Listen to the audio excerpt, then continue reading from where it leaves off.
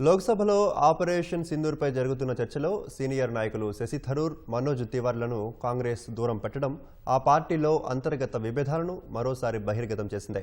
ఈ నేపథ్యంలో చండీగఢ్ ఎంపీ మనీష్ తివారీ ఎక్స్లో ఓ పోస్ట్ చేశారు. పూరబ్ ఔర్ పశ్చిమ్ అనే బాలీవుడ్ సినిమాలోని దేశభక్తి గీతంలోని కొన్ని వ్యాఖ్యలను తన పోస్టుకు జోడించారు. ఒక భారతీయుడిగా తాను దేశ వైభవాన్నే కోరుకుంటాను అనేది దాని అర్థం.